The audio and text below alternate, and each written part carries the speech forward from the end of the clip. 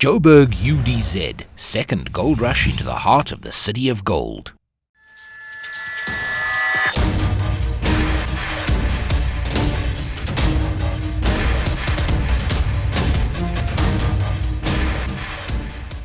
Urban development zones are part of a national scheme to encourage inner city renewal across South Africa.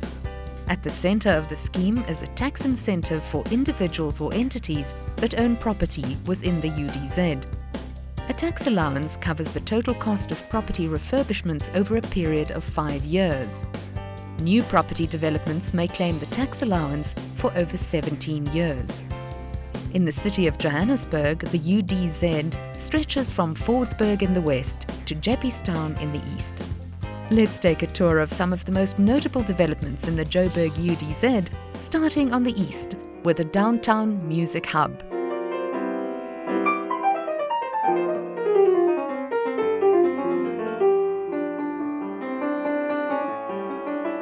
The Downtown Music Hub is essentially the brainchild of the Department of Arts and Culture.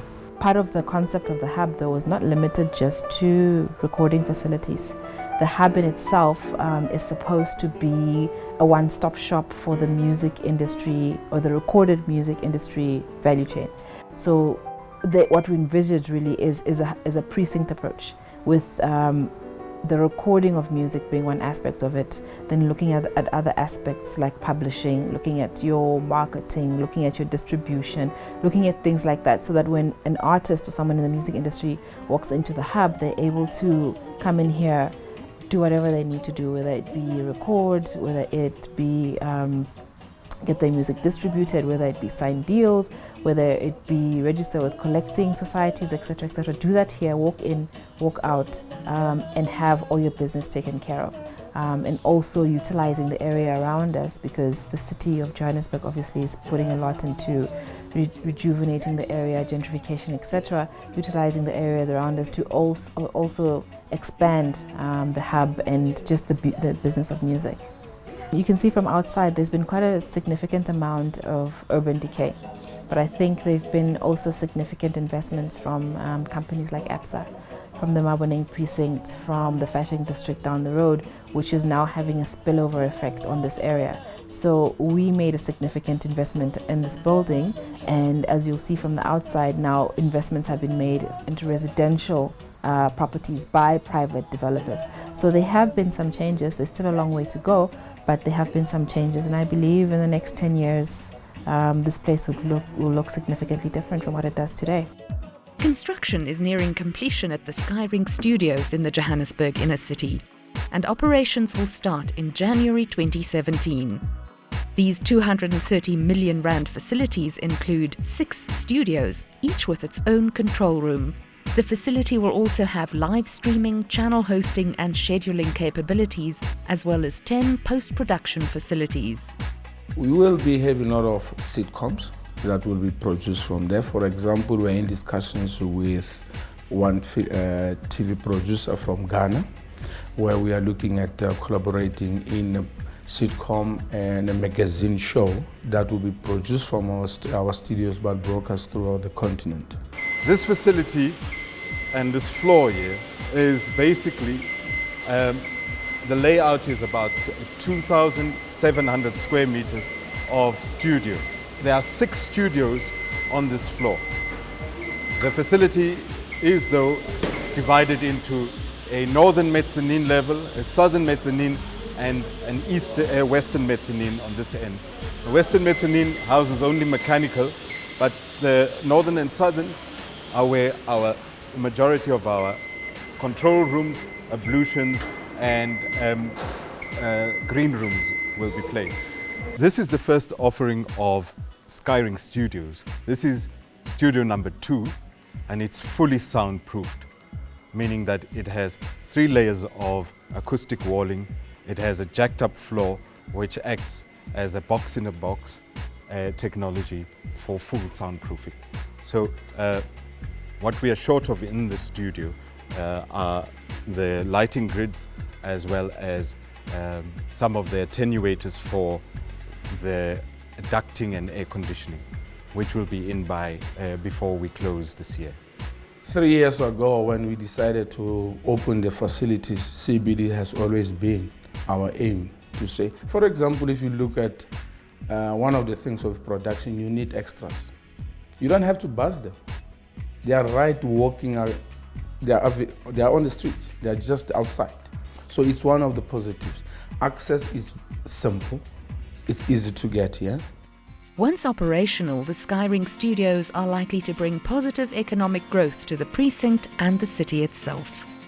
Remember, you are bringing TV. TV attracts footprint, create more jobs. You can talk of about even a 13-episode shoots. You might think you include security, you include catering, you include makeup, you include wardrobe.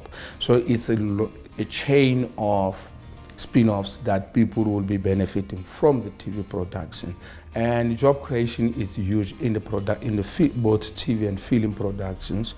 So that is one of the things that even the IDC and NEF endorsing and funding the project, it was a value to say, yes, there is jobs to be created, which is one of the main targets, to say jobs, sustainable jobs will be created. The Carlton Center Precinct includes the mall, the parkade where the Skyrink Studios are located, and the top-floor lookout, which offers magnificent views of the city. It is also home to the Transnet head office. Johannesburg is the place to be in terms of investment. Even if you look on growth patterns, the more developed areas, I think they have reached now almost in the verge of reaching the ceiling. And we are still at a developing rate, and we've seen lots of business coming back. If you look into our shopping center, we've got all the national tenants. We are 97% occupied, and they're still flocking, coming back, just to show you that the market is still exists in the CBD. Also, around us we are busy on pedestrianizing of the main street, which is also a development initiative that we work with together with City of Johannesburg to extend what is happening already in Gandhi Square up to the Maboneng Precinct. We also have a hotel, that has not been functioning for quite some time. We are busy with the studies, to determine the best use of the hotel. And we are confident that soon the hotel will be operational. As Transnet, we realize that we're one of the big players within this precinct and Johannesburg CBD at large. And we want to continue playing the leading role in terms of development, in terms of job creation, and in terms of creating a world-class city. The revitalisation of the Johannesburg CBD has been the life's work of property developer Gerald Olitzki. Over 30 years ago, when he started his own law practice on Gandhi Square, he had a vision for the CBD. It took until 1994 when his proposal for the square found fertile ground and the City of Johannesburg granted him a 45-year lease on Gandhi Square. The daily average foot count on Gandhi Square is 250,000 people. Wow. Now, there's not a shopping centre that I know of that can boast of that. These are our buildings. We have on the corner there McDonald's. Now, interestingly, it's the only McDonald's in the country that's not a drive-through, that is 24/7. We've managed to secure these two little buildings over here. We've just last week took transfer of them. We're already climbing, time is money, and so we have to work quickly on it. But we're already busy revamping it, and all the retail's already been taken in advance by national tenants.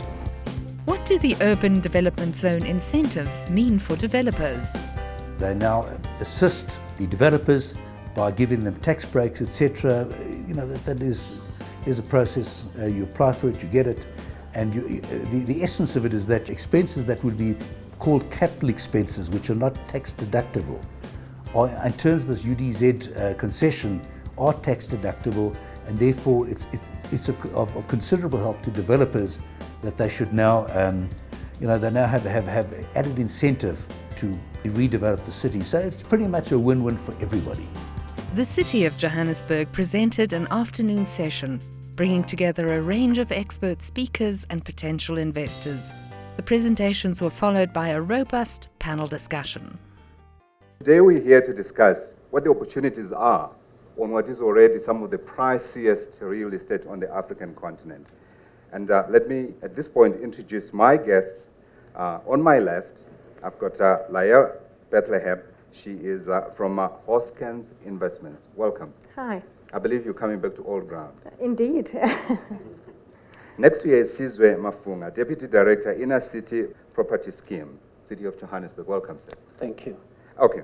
So I think from the discussions that we had earlier, there was a huge outline in terms of the opportunities that are in the City of Johannesburg. But I think it's instructive of us to perhaps begin there and talk about why it makes sense for anyone to be thinking about investing in Johannesburg at this particular juncture, given the African story, given the history that we have seen, given the opportunities that we have had being told here today. Can I begin with you, Sizwe? Yes, thank you. It's a very important question that you're asking. I think my first response would be, you see, the city of Joburg is a very dynamic city in that you have people from across the region who are transiting, either for trade or accommodation, doing all sorts of businesses. And on the main, when they travel across the city, they look for accommodation. Accommodation becomes key in terms of their interaction, whether with locals or in their own business interaction. Now, that we have seen a market growth in terms of regional trade in the inner city. Now, obviously, for emerging property entrepreneurs, that's key because that's where people in transit are looking for accommodation because most of their businesses is done in the inner city. Now, any investor who is actually looking at the trends in terms of the regional economy, you'll be interested in investing in the inner city. Sure. For the purposes or for the reasons that I've articulated. So residential is the first Residential is the best because people don't want to stay in tents or in crappy accommodation, pardon my word, if they come into the inner city, but they need decent, affordable accommodation that they are able to access as and when they are transiting in the city to do their trade. But you also have people working within the inner city or the surrounding areas like Sandton, Randburg, Eastgate, and those areas. But they reside in the inner city. And mostly they work in the services industry. And those are the type of people that require low-cost accommodation. Now, of course, in the inner city, we can't build RDPs like we do outside of the city, outside of the inner city. But your high rises, your vertical developments become critical where you can densify and you can accommodate a lot of people within that typology of housing requirement. Sure. So investment in the inner city is very key. And the demand is very high, if I may say so. People who've shown interest in putting up developments or refurbishing existing properties, the demand is very high. Absolutely. And we can talk about impediments, but the demand is very high. And we can also talk about, of course, the commercial as well as the industrial opportunities that are there with the property sector within the city of Johannesburg. Indeed. Yeah. Let me come to you, Lael, because, as I said, you are coming back to old ground. You have served in this city, and I wanted to look at it from your perspective. You look at Johannesburg. It's not a new city. It's an old city. And as an outsider looking in, I'm thinking, what's there to be had when you have had all these developments? I mean, when you walk in Sandton, it's almost like you're walking through a construction jungle. Yeah. What do you see when you look around in terms of opportunity? Well, maybe we should talk about the inner city of Johannesburg, both from the perspective Shall of we begin here? development. Yes, Where we indeed. are. The inner city of Johannesburg. You know, there is such great potential here. Let's look at it from two perspectives. We could look at it from the point of view of development and also from the point of view of investment. From the point of view of development, the inner city represents a huge development opportunity because what you have in the inner city is many buildings which were built for one original purpose, which was for office accommodation, and to a less extent for retail, and which are no longer usefully serving that particular purpose. So you have, therefore, many buildings that are underutilized, or some, in fact, that are unutilized, empty buildings, or buildings that are not being used appropriately. So that is a great opportunity, because what it means is you've got infrastructure. The inner city of Johannesburg was built with roads, with water pipes, with electricity. You've got sunk investment put in by the city over many years, and you have buildings which don't serve their original purpose anymore, and therefore can be converted to new uses. That is a socially very useful thing to do, because you are almost recycling an existing asset, an asset that is currently a useless asset, that is sitting on somebody's balance sheet, but effectively adds no value or little value to that balance sheet, and also plays no social role. So if you can recycle, repurpose, refurbish that building, then you're in a position to make a big contribution. You can build new homes. Those homes can be affordable. You can build new shops. You can build parks. So there's a great developmental opportunity. Sure. But there's also an investment opportunity.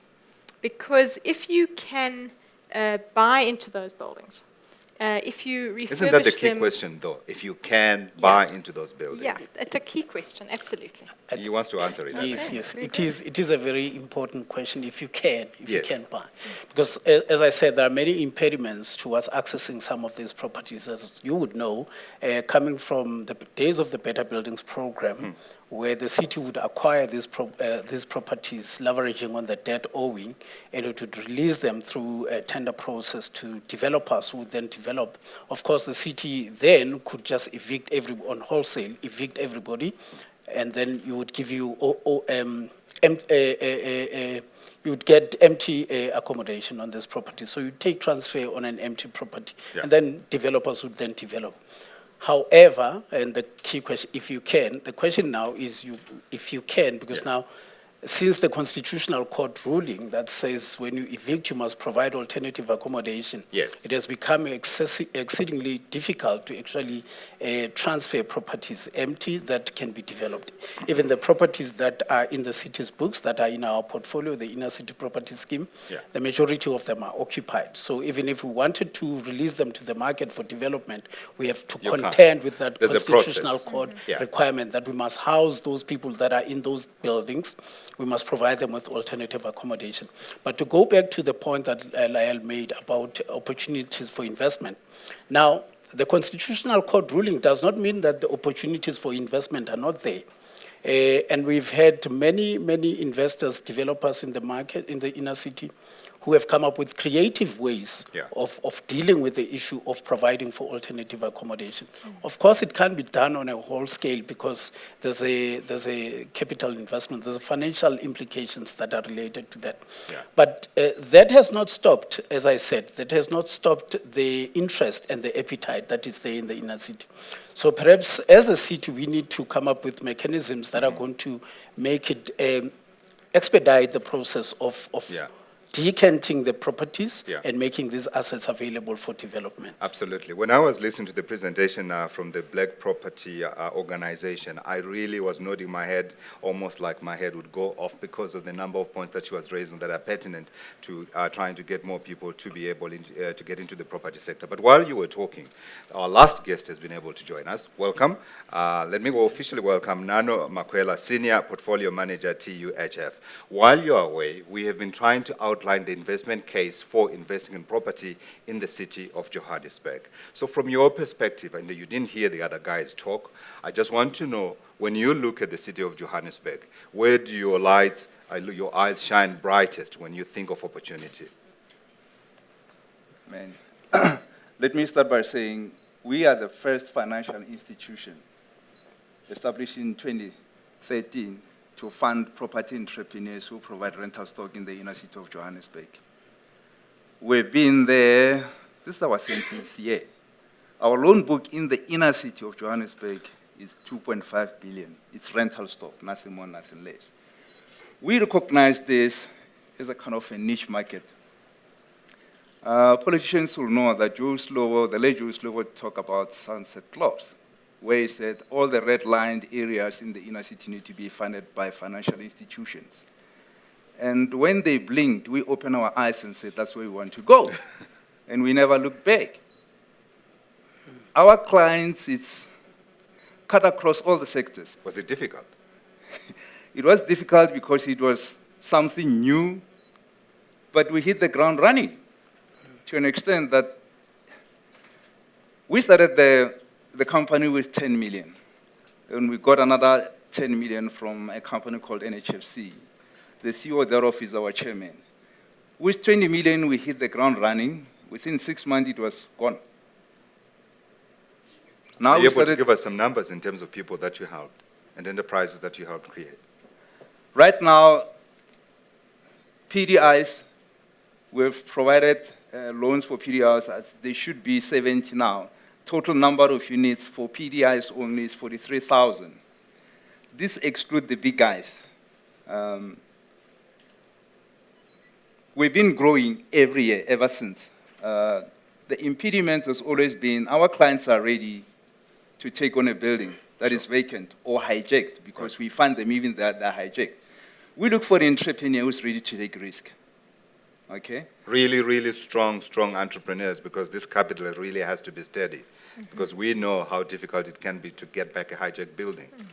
Yes, we need an entrepreneur who's got that edge, entrepreneurial edge, and who's saying, you know what, we need to clean the city because our vision is geared towards the regeneration of the inner city. That's it, which is basically in line with the City of Johannesburg's vision. Okay, so we need an entrepreneur who said, I saw a hijacked building, okay, we're ready to help you. Then we get into the processes of getting the hijackers out. Then from there, we approve the loan on the back that ultimately the hijackers will be taken out, and this building will be refurbished. Sure. And as I was coming in, I heard you talk about the retail space. Most of the time, we advise our entrepreneurs to have a building that's got residential at the top, and at the bottom, you got the retail space. That's the trend. That is good because if you've not let one room at the top, the retail space can basically see to it that you still get your money. Sure. Then one of the interesting things that I noticed when I was doing research for this debate was that when you look at the yields, actually, they're not they're not big variances between the different sectors. When you talk industrial is obviously at the bottom. But when you talk retail, commercial, you talk residential, the yields don't appear to be very far apart. You look at fact, I rate residential more because what happens, my experience is immediately a client comes to us for a loan, buy a gutted building and start refurbishing it. Within a week's time, when the contractors are on site, people start making inquiries. When are you finishing off this building? Can I leave my name or something? Which property management company are you guys using so that I can just leave my name there? I've got the whatever money you want. How much are the rentals? So the demand is over exceeding the supply. That's what it is. Even in the current difficult environment. Yes. Even now, yes. Okay. You want to come in? I do think we should make a distinction, though, between good residential property and not so good residential property. One of the things I like about TUHF is that they also are very interested in the quality of the accommodation that the client is offering, that the entrepreneur is offering. Sure. And I think that they're tough. By the way, they're a great organization and they've made a huge difference to the regeneration of the inner city of Johannesburg. But there are also developers out there who provide accommodation that does not meet the quality standards, who allow overcrowding, for example, and who don't treat their tenants with the requisite respect. And I think we should be saying that where we want to encourage residential development in the inner city, we really want to encourage high quality, affordable residential development. Sure. Sizwe, you want to come in? Yes. I think it is inevitable that sometimes when there's a demand for accommodation and housing in the inner city, you get all kinds of shady characters. You've got your legit and professional people, but you also have shady characters who operate in the inner city and they play under the radar so that they are not detected. We know them. But as for us as a city, with the properties that we own, because as I said, we do have a portfolio stock that is earmarked for rental development, and it's going to be mixed use, like you said, retail and residential. Sure. But we of course we are in a position where we are able to put down conditions. We are able to set conditions and a criteria in terms of what type of typologies do we want and what kind of developments do we want. So the developers who then respond to our RFPs are able to respond based on the criteria that we set forth. And with some of the developments that are ongoing now, one being in O'Reilly Street in Beria, which is a complete development that has yielded something like 122 units social housing units, low-cost, affordable units. Yeah. You can look at the standard there in terms of the features, in terms of the sizes of the units, the environment, and the way that the development is built. Yeah. So it talks to the type of quality that we are able to dictate to the market, to say, if you are going to take opportunity of the city's assets, these are the standards that we are going to stipulate, and you must adhere to those standards. And what's going to be key is regulation, of course, as well as policing, to make sure that those standards and regulations are actually implemented. Indeed, because you remember that in all these bills, you also have other institutions that are responsible for quality assurance, such as the what is that? Yes, I forgot the acronym.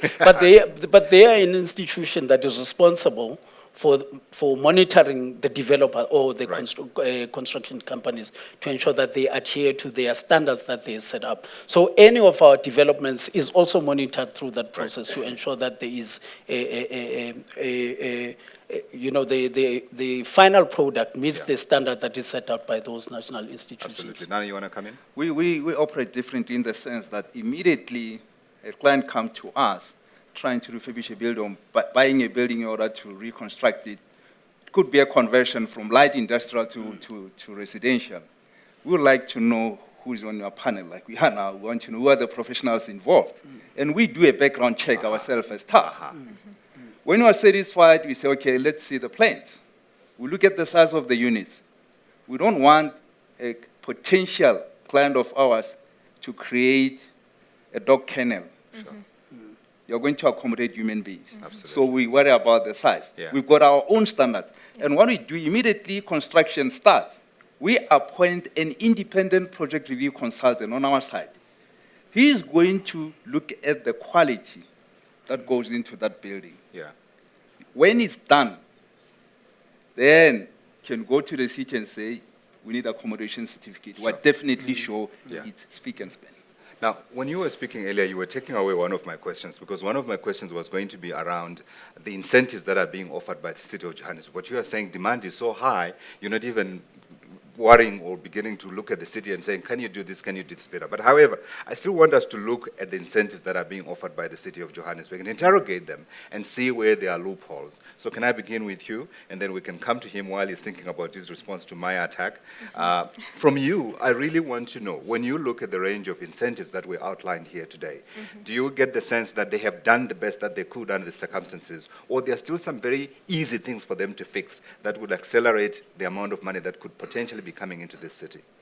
Well, I think the city has done two really important things. Sure. The first is the UDZ, the Urban Development Zone Tax Incentive, which really does help investors like us to take on, in our case, quite large buildings, develop 2, 3, 4, sometimes 500 units at a time. The tax incentive is extremely helpful. That came from Treasury, but was facilitated by the City of Johannesburg. Sure. There's also the work that is done by the city through its development arm, the JDA, and that is to refurbish the public environment in which the buildings are located. So to make sure that the parks are beautiful, that they function well, that there is outdoor gym, that there's play equipment. And very often in the inner city, the park is very old and needs attention. To make sure that the pavements, the street lights, the urban environment, the urban art, that all of those things can play their role. That is really important. Sure. And that the city is doing, I think, as much as it can. Of course, we'd love to see more, but we also know that budgets are limited. Okay. You have two things that you can give me that they can potentially look at? I think that there are really two areas in which the city could do much more. The first is on the whole side of urban management. This is the bread and butter of what the city does. The cleaning, the making sure that the streetlights are working, the making sure that when someone digs up the pavement, the paving is put back. Making sure that all the basic functions of the city, that there is a rank for the taxis, so that they don't have to rank in the street. Properly managed and policed, thank you very much. Properly managed cities are hugely important to investors, one of the most important. And the final thing is the way in which the utilities payments for the affordable residential development is handled. The city has been good enough to extend, for example, the free kilolitres that is entitled to every household, also into these buildings. and also the provisions for electricity. But there is a lot more the city could do to assist the developers by making sure that the billing issues of the inner city, which are often extremely complex, that those could also be addressed. Absolutely. I know you are listening in. I'm going to come to you. I want a couple more points from Nano before I come to you. Nano, 2 easy things that the city could be doing better, or if you're satisfied, like you said, you're inundated with opportunity, I'm happy to take your happy yes. Implementation of bylaws, billing, those are the 2 critical. Billing. Please explain. Our clients always find it difficult to have a property transferred into their company because of billing issues. And exactly what Lael said, implementation of bylaws, simple things, litter. You go around here, you won't believe the number of people that you see on the street. It's just implementation of bylaws. Okay, that's what you're looking for. Yes. Okay, Sizwe? I think that with regards to property transfers, we are able to assist, we've done it quite extensively with a number of transactions where people have come to our particular department through the inner city property scheme to say we are acquiring a particular property, but we want to take transfer, but there are hurdles in terms of getting the transfer figures and the transfer certificate. And we've been able to facilitate that with the revenue department, where we are able to indicate to them that this particular development is in line with our objectives as the ICPS. And if the entrepreneur is able to take transfer easily, they will then be able to develop the property, and the property is going to be rateable. So there will be revenue streams coming into the city, and then we are able to accelerate the process of transfer. But the other incentive that I can talk of is, for instance, when you are developing, we are able to negotiate that you get a rates holiday during the phase of development. So for instance, if you are developing under the inner city property scheme, we're able through the developmental lease agreement, we give you a break in terms of the lease fees that we are paying to the city, that you can pay to the city for the period of construction. And during that construction phase, also we're able to negotiate with the revenue department that you get a rates and taxes holiday for the duration. And it has happened with the Novena Consortium as well. So it is something that is possible. Like I concede, it should not be limited to our unit, the ICPS. We should be able to communicate it throughout the city so that any developer can be able to access that opportunity. You know, if you could give that kind of rates holiday to developers in the inner city outside of just the buildings in your scheme, that would be a real help to those of us who are trying to invest in the inner city. When do you think you'll have it in place? Well, we have it in place now with the current developments. Yes, we have it in place with the current developments. It applies both on the rates and on the lease fee. So it's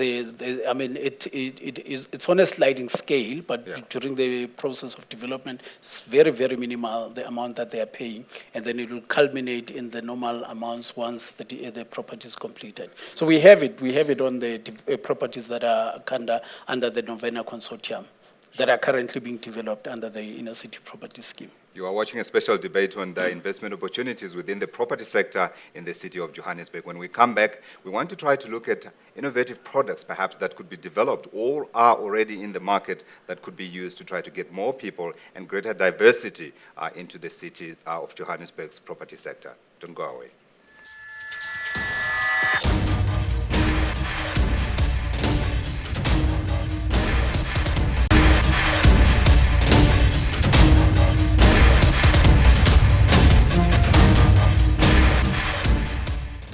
Welcome back. You are watching a special debate on investment opportunities within the city of Johannesburg. Let me reintroduce my panelists. On my extreme left, I've got Nano Makwela. He is the Senior Portfolio Manager. I shall just call it TUHF. Is that okay?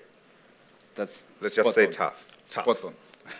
And next to him, I've got Sizwe Mafunga, Deputy Director, Inner City Property Scheme. And last but not least, Lael Bethlehem, Hoskens Investments. Thank you all for coming back. I wanted to touch on one of the points that was raised in the earlier presentation when they were talking about the incentives for redeveloping and working on old buildings and other infrastructure within the city of Johannesburg. And what struck me was that this applies to people who work within the buildings. And it was mentioned that these would be maybe banks, this would be mining companies. But I'm thinking in this environment where we're talking about getting more people involved within the private sector and developing more entrepreneurs. In terms of the incentives that were outlined, I want us to go over them because I thought there were quite a number, and I saw a lot of moving and nodding heads out there.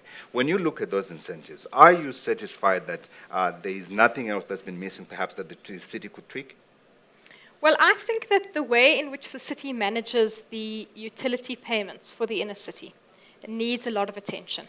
This is a constant source of difficulty. So not the tax side of it? The tax side of it is great. The Treasury has the scheme in place. Sure, I mean, the UDZ has been in place for, I think, 7 years now, if I'm not wrong. Yeah. And I think the longer it can be in place, the more investment it's going to pull in. So sure. I think that the longer it can be extended, the better. But I think that's really an incentive from the national government. Right. There is more that the city itself can do. And of course, as my colleague pointed out, the city in the end is also the beneficiary, not only from a development perspective, but because rates will be paid. Yes, absolutely. Yeah. Nano, from your perspective? Right now it's operated within the inner city of Johannesburg only. And I'm saying, because as staff we operate all over, where there's an inner city. Let me take Germiston. Do you have a UDZ? I'm not pretty sure. Is it same as the one of Johannesburg? I'm not pretty sure. Wine Springs, CBD2. Do they have a UDZ? I'm not pretty sure. Does it operate the way it operates in Johannesburg? I'm not pretty sure. What is the term of that UDZ? Yeah. Yeah.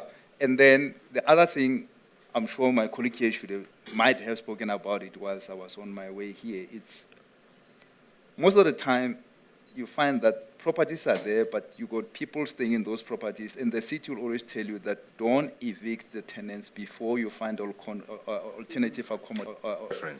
Yes, but immediately we can have a kind of a decant facility where the city develops some properties where they can start offloading people to those kind of properties. Then they unlock a hell lot of stock. Sure. Then we'll have quite a lot of entrepreneurs willing to invest in property. Okay. The other thing that we need to look at, now I'm going broadly, I'm touching on the retail space side of it. If you look at area like Town, it's mostly light industrial buildings that are now being converted into residential use.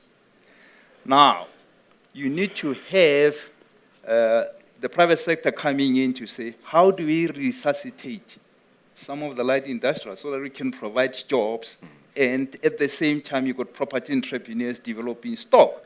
These guys will be working within a short distance from their workplace. They will be staying here, and they'll be working here. You wake up in your apartment, then 5 minutes you're at your workplace. So right now, it's like everybody's targeting Town to convert the light industrial into residential, but while leaving behind this aspect.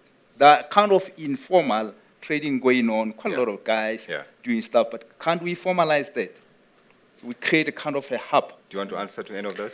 Yes, the issue of alternative accommodation is critical, as I've indicated. The city has got many processes that are underway, one of which is the ICHIP process, through which we're looking at the provision of alternative accommodation for people who might be affected by evictions. Just for your information, I can just mention that currently in the High Court, there's about 35 matters, eviction matters, private sector initiated eviction matters that are stayed in the court where the city has been joined and has responded. And the city has said to the courts, don't grant these eviction orders, because if you do, about 8,500 people will be impacted by these evictions. Sure. And we would have nowhere to put those people should the evictions go ahead. So through the ICHIP process, we are trying to get to a point where we are able to unlock the land that is city-owned within the inner city, and we are able to then, perhaps through an RFP process or through our own investment, put up structures where those people who are going to be impacted by these evictions can be housed, and then we can unlock these properties that are having these impending evictions so that they can then be developed. And once that happens, I mean, it's unimaginable the amount of revenue that is going to come into the city's coffers as a result of these properties now being properly built and rated. You know, you mentioned the issue of hijack buildings. We always say there's liquidity in the assets in the inner city. Even in your hijack buildings, there's liquidity there because their tenants are paying somebody who's not paying the city. But obviously, as a city, we can't go in there and just effect a transfer of the property. Even though it's in your interest to do so. Even if it's in our interest to do so, because remember, a hijack building belongs to somebody. there's a person or entity that owns that property. They have been deprived of the use of their property by hijackers. Yeah. But as a city, if we come in, obviously, building hijacking, by the way, is a law enforcement issue because it's a crime issue there. Yeah. So it's a law enforcement issue. But we as a city, when we come in because the property is not, there's a violation of the bylaws. Sure. The property is owing the city in terms of utilities and rates and taxes. Yeah. So we can come in through the credit control processes of the city to acquire the property so that we can then make it, we can put it to the market for development. Yeah. But oftentimes we are unable to do that because we know that even those people that are in that building need to be housed. Yes. They need to be housed. So then the onus becomes on the potential buyer of the property to make provision for them. Absolutely. But unlike my colleague here, as a city, we are unable to just walk in and effect transfer on a hijack. We know the challenge for politicians is that, you can't really do these things, though I know you're not a politician yourself, but we do know that you answer to those that worry about those kind of things because you know what happens at the next election. I want us to move on and talk about funding. And I want us to talk about clever, innovative ways of funding some of these deals that we do know, even though the capital may be very strong and it may be no coward, still need clever tinkering. Any products you guys who are in the private sector can think of that would accelerate perhaps more money coming into the sector. Can I start here, ma'am? Well, I think the financiers here are tough. She's thrown it right back at you. Like I said, we've been around the block for 13 years. What we do is, for the sake of those who don't know about us, we need a property entrepreneur. You must be an entrepreneur first and foremost. We'll provide you with a loan. All that we need is an equity of 20%. We cover the 80%. The 80% covers legal costs, admin, blah, blah, blah. And what we do is that the 20% is not upfront. Our attorneys will call you when that money is due. You need to ensure that what you buy is something that you can afford. You can't look for an... Are you saying it's something that your 20% can afford? Yes, you need to look at that. Everybody knows his pocket. So when you target a building, you'll be saying, let me know who the owner is, or I got it through ICPS. Then you can say, okay, this is fine. I got it for almost close to nothing. But you come to us, we want that 20% equity, which is more of a security to us. Then we'll top it up to 100. Then the whole 9 yards starts. This is how we're going to do it. We want you to fill the application, usual bank stuff. The difference is that we operate in this specialized market called the inner city. Is there anything the city can do to help you attract more funding so you are able to extend more funding to people who are looking at the property sector? Yeah, if we can clear off utilities, then we don't have a queue of our clients hanging and saying, I've got this debt. I'm looking at potential funders for yourself as an organization. Because looking at where you are now, you said 2.5 billion rand is what you have in terms of properties under your management. Now, I'm thinking, why don't we build that up to 5 billion rand, 7 billion rand? Now, what can the city do to help you achieve that? I think through their scheme, let me revert back. This Better Building program, by the way, we were initially involved in it when it started. It was a kind of joint funding where we did an investigation with the City of Johannesburg. We targeted a block of flats in Johannesburg. It was a precinct approach. We identified 600 buildings, put in professionals who investigated those buildings, who own it, how much work needs to be done, costing how much. So we brought in a team of professionals, structural engineer, electrical engineer, QS, going to this precinct that's identified and coming out with a blueprint that you need so much to fix this building. And then when that was done, the client will come to us. A potential client will go to Better Buildings Programs Offices, JPC, then get a building and come to us. We knew exactly what he wanted, then we'll find those. Sure. On the new program, we still expect the same, but I don't think there's a synergy now, honestly speaking. My colleague here, I've been talking to them since last year, 4 years back. So that program, the way it started, we thought by now it will be on a certain level. And immediately, if there could be synergy between the city and us on that basis, we'll see quite a hell lot of people coming in and say, hey, there's a lot happening in the inner city. Then we as staff can go out and say, hey, we need more money because there are more opportunities to regenerate the city. Sure. Could you be extending more money into these sectors? Well, I mean, we're an investor. Yes. So HCI, we purchase buildings. We get funding through the usual bank channels, Yes. and we invest in the city. And you know, when we do that, we either approach TUHF or we approach the NHFC or the commercial banks for funding. So we are a kind of a regular property investor. But I think TUHF is particularly important when it comes to smaller investors. I do think it's true, though, that the ICPS has added a lot of layers of complexity in recent years. And investors out there do have a perception that it has become increasingly difficult to get one's hands on buildings that are owned in the public sector. And remember, it's not only the city that owns empty buildings. Yes. The province of Gauteng owns empty buildings. Many of the SOEs own empty buildings. The Department of Public Works, I'm thinking of one in particular, a very old and important building in Johannesburg that is owned by the Department of Public Works that is empty and derelict. Can you name it? So I think, it's the old police barracks in Marshall Street. Okay. And I have brought it to the attention of the department.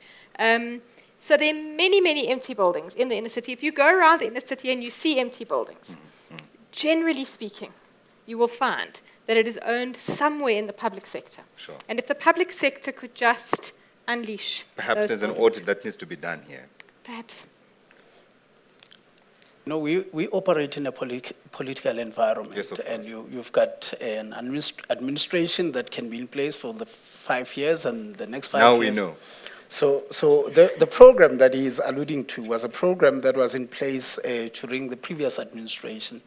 And the Better Buildings program was able to churn out buildings on a regular basis up until 2007, when the Constitutional Court made the ruling. Right. Because then you could just go into a building, evict people, throw them in the street. We remember the red hands. Yeah, and all precisely. their But hands, 2007, the Constitutional Court made a ruling. And as you know, evictions are not happening. You don't get evictions like you used to. So now it frustrates everybody. People who are saying, we are lined up, we are ready, we want the properties, and we are saying we have the properties, but what can I do? You know, so we need to find a way to work around this issue. Hence, the point that you made that we probably need to find land within the inner city. We find stock that we can make available, either through the private sector, investing in that stock for transitional housing or alternative accommodation. Then it will free up these properties that we've all earmarked for development. But until that is done, you know, we are stuck with that elephant in the room, which is alternative accommodation. But I do think there's a solution to that. And by the way, I'm certainly not calling for any building to be released if people are living in it. Sure. If people are living in it, a solution has got to be found. Nobody wants to see people evicted onto the streets. But firstly, there are many empty buildings that are owned in the public sector. Even within Joburg, there are some of the buildings owned by the city that are in fact empty and that could be ripe for reinvestment. And also, I think that it is very difficult to rehouse all the people in every occupied building. Personally, I would think it's impossible. But I think what one could perhaps negotiate is a situation where certain transitional housing is put in place and where people don't necessarily live there forever. So maybe they get a 1-year residency in that building. Provided by the city. And then after that, somebody else can move in. So perhaps some of those creative ideas might help. It is contained in the ICHIP document and something that I alluded to that we're looking at in terms of implementing. Of course, you know, it has cost implications and the funding is going to be critical to this process. Nano? No, Lael has touched on that. But maybe above that, there are some buildings, like Lael said, that are empty and that I think are ready to be developed. So that audit, I think, is important. It could begin at the City of Johannesburg level and then move the provincial government up to national government. Yeah. I mean, I can give an example. A classical example is Lona Court on corner of Olmarans and Edith Cavern. It has been standing empty for 4 years or 5 years. Yes. And you just said, why is this not being developed? And I can answer you very quickly. Please do. I can answer you very quickly. That property is in our portfolio, is going through an expropriation process. There's a multiple unit owners there that in terms of the Expropriation Act, must be contacted for them to comment on the expropriation. And that expropriation is more than 3 years old. Until it's finalized, then we'll go to council and ask for a council resolution to expropriate the property. Then we can put it on the market for development. Yeah. But if we do it prior to that, then we'll fall foul of the law in that we have now put out a property that has not been fully expropriated to the market for development. Yeah, it's a complex, sectional complex. It's a things sectional are- title. These things are complex. Well, a converse to that is that now squatters can invade any property that is empty, not being Oh, aware but that they're the city breaking is No, the no, no, law. it's not empty. It's No, it's no, guarded. I'm It's just secure. saying, in terms of the other buildings, squatters always invade a building. Yeah. Then by the time the city and entrepreneur are ready, you got these people that need to sort out. Where they came from, you don't know. Yeah. So you Yeah. got these people who have got more, tell it right. Yeah, it's tough to be a politician sometimes. Yeah, yeah. I want us to talk about the involvement of black people within the private sector and within the property sector. And I'm not mentioning it last because it is the last thing that we need to talk about, but we needed to outline the issues and the impediments before we talk about it. The lady from the South African Black Properties Organization, when she was talking, she mentioned a number of things that are preventing perhaps more participation by the majority of the people. The high barriers to entry in the industry. Obviously, capital is a big issue. One, for availability. Two, cost perspective, access to land, which I think we've covered in part by talking about the audit that perhaps could be done. Then obviously there's the issue of a government policy and a lack of dialogue from the government side. I want you to try and answer that as succinctly as you can, please. You see, with the first transaction under the inner city property scheme, it was purely transformational, that transaction, in that we called for historically disadvantaged people to bid for the properties that we released in phase one. So it made provision for new entrants into the property market to access the city-owned assets or properties for development. Now, obviously, what we found is that once we entered into an agreement with the consortium, they struggled with raising capital funding, especially from the commercial banks. The funding that they were able to leverage was funding from Social Housing Regulatory Authority, right, and the Gauteng Partnership Fund and the Gauteng Human Settlement Department through subsidies. Sure. They did not get any funding from TUHF. I know they went to TUHF, but they couldn't get anything from TUHF, not from the banks either. And we tried as a city to try to link them with different funding institutions without any luck. But remember, it was not, the onus was not on us as a city to find them funding. It was a requirement that they should be able to raise funding, right, on the back of the properties that we sure, had given them. Those were very highly valuable assets, bankable assets, yeah, but they were still unable. Still struggle. They still struggle to get funding. Let's get Nano to answer that. Is it difficult to fund black entrepreneurs within the property sector, Nano? Not. The problem with the new property scheme that they're trying to implement is you had a consortium looking for 100 million. Let me give an example. And you look at how we operated in the Better Buildings program, it was one person, one building. You basically have this big cake that you are kiting into little bits and pieces. And that's how we operate as TUHF. We say we want somebody who can come with a property and say... But are you saying black people shouldn't do big deals? No. We're saying as TUHF, you are getting into this sector. Sure. Understand what's happening, then fly from there. We've got guys who started with one building. Right now, they've got a portfolio of 140 million. No, but you must also understand that members of this consortium, although the city in terms of that transaction said we are not going to deal with you as individuals, we're going to deal with you as a consortium. Yeah. Some of them had their own portfolio stocks that were funded. It's not like they were coming in as virgin developers into the sector. They had properties that had already been working on. The city just made the precondition that you need to come in as a consortium, and would have anticipated and hoped that an entity like TUHF will welcome such a consortium and actually fund them. But they didn't, for reasons that he had stated. Let it come in. Well, I do think that the particular approach taken in the ICPS of banding a whole lot of assets together with a whole lot of entrepreneurs made it more difficult for funders to be involved with funding them. And I really think that there is great appetite out there among banks to fund entrepreneurs, and particularly black entrepreneurs. But the deal has to be structured correctly. I should also point out, I work for a company that is majority black owned. So Yes. we are one of the Awesome. strongest BEE companies on the stock exchange. We are investors in the inner city. We are able to raise investment and funding. But there are also very many smaller black companies that are participating in the inner city. Many of them get funding from the Carlton Partnership Fund, from TUHF, Yeah. also from commercial banks. So we shouldn't say that there are no black participants in the inner city property. There are many. Perhaps not the numbers that we require and that are required socially would like to keep to this see country more. working cohesively. Indeed. Yeah. You wanted And to, maybe the other I was sure you're aspect- shaking your head. Okay. The other aspect, Yeah. which we think the new program doesn't address, is if you clump a consortia, and I think then they need to come up with 100 million, isn't it? Yeah, there was that number. As tough, we just saying, who are you empowering here? Are you empowering the empowered? That was our approach. Because if 10 of you can come with 100 million, you're already there. And what about somebody who's a security who aspires to be a property entrepreneur? That guy's an entrepreneur, but he needs to be given an opportunity. Sure. Are we giving those guys that kind of opportunity? No. One of our entrepreneurs was nothing but a helper. Right now, she owns a student accommodation. Wow.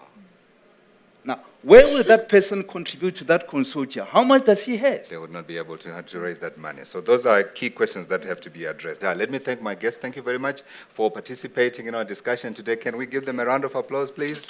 Thank you. Thank you. And with that, that's our program looking at the investment opportunities within the property sector within the city of Johannesburg. Thank you for watching and goodbye.